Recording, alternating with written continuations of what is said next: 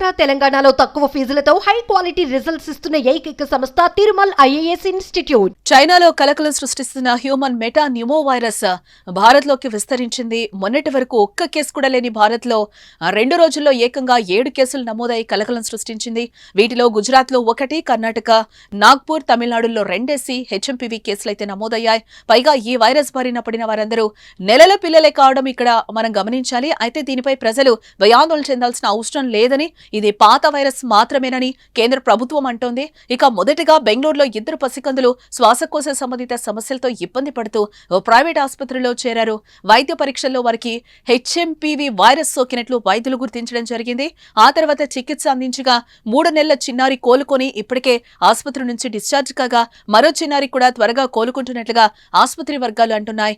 ఇక భారత్లోని తొలి హెచ్ఎంపీవీ కేసులు ఇవేనని భారతీయ వైద్య పరిశోధన మండలి చెప్పింది.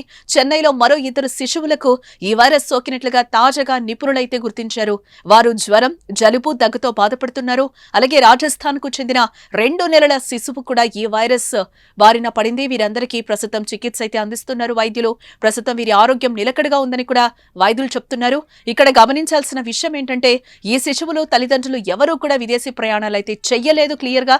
మరి ఈ వైరస్ ఎలా భారత్లోకి వచ్చిందో తెలియలేదని వైద్యులైతే అంటున్నారు. ఇక దేశంలో హెచ్ఎంపీవీ వైరస్ కేసులు పెరుగుతున్న నేపథ్యంలో కేంద్ర ఆరోగ్య శాఖ మంత్రి జేపీ నడ్డా అయితే స్పందించారు. ఈ వైరస్ కొత్తదేమీ కాదని వివరించారు.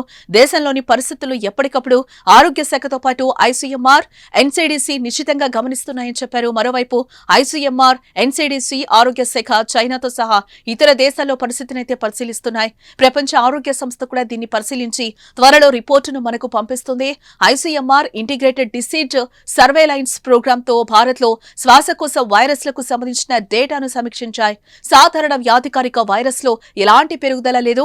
పరిస్థితులను గమనిస్తూ ఆరోగ్యపరమైన సవాళ్లు ఎదుర్కొనేందుకు సిద్ధంగా ఉన్నామని జేపీ నడ్డా అన్నారు.